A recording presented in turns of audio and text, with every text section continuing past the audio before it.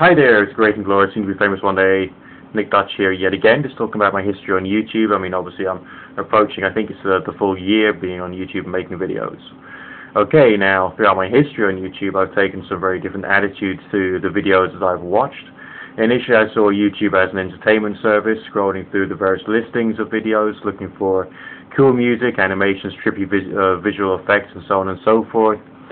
This was both great fun and awe-inspiring considering the quantity and quality of talent that was and seems to be out there. Then I realized that there were many apparently factual videos out there on YouTube, and I started to use YouTube as an easy learning tool, having the videos talk to me whilst I'm doing some of my daily chores, my education on the go, so to speak. This was probably the most dangerous phase of using YouTube. I was working very long hours and was often under sleep deprivation conditions. I started to perceive YouTube as an information service, and the information provided as being reliable within certain limits.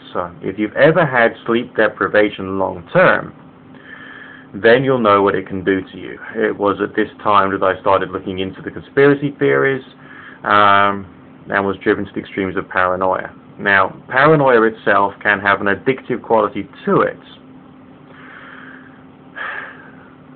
You perpetually look out for more and more apparent information that can corroborate your theories or your state of mind, despite the fact it goes against intelligence, and of course to more heavily fortify the paranoia with time. This was a very dark time for me indeed, but after a while I started to get more sleep and took vitamins and minerals.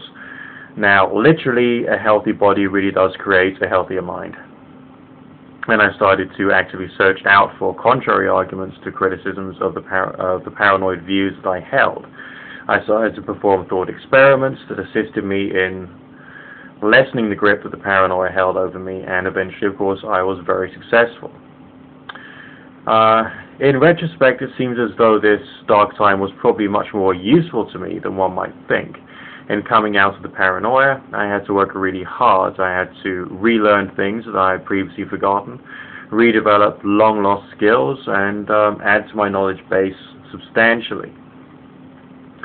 I'm definitely a more enriched individual now as a direct result of going through this dark time than I ever have been since joining YouTube. The changes that I've been through in the past year are so intense and profound that they can't actually be due purely to getting 1 year older. Nor can I say that it's just due to YouTube, but it was due to the YouTube of that time, more or less unmoderated and uncensored. With the passage of time and with the growth of DMCA abuse, flagging campaigns, vote bots, and on top of that, YouTube changing channel design, removing videos, closing channels both big and small, and the apparent move towards HulaTube, I fear that the benefits that I personally have gained will no longer be accessible to others in the not-too-distant future. These days I can appreciate the diversity of YouTube. Each and every person who comes on YouTube and speaks their mind is fulfilling an important function.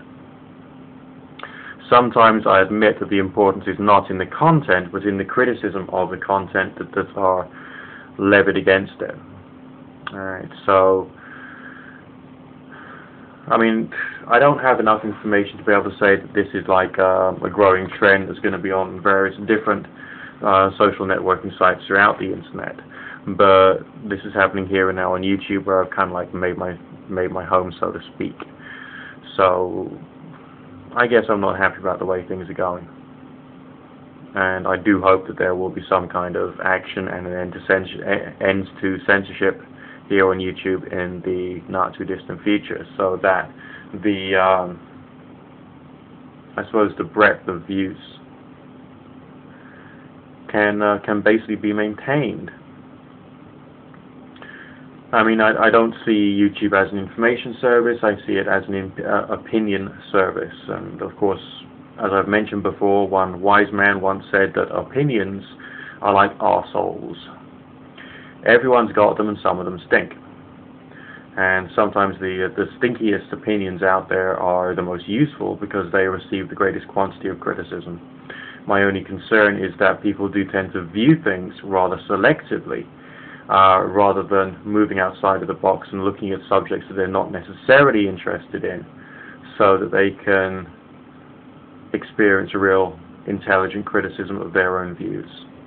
And I hope the good stuff about YouTube will stay. Thanks. Bye for now.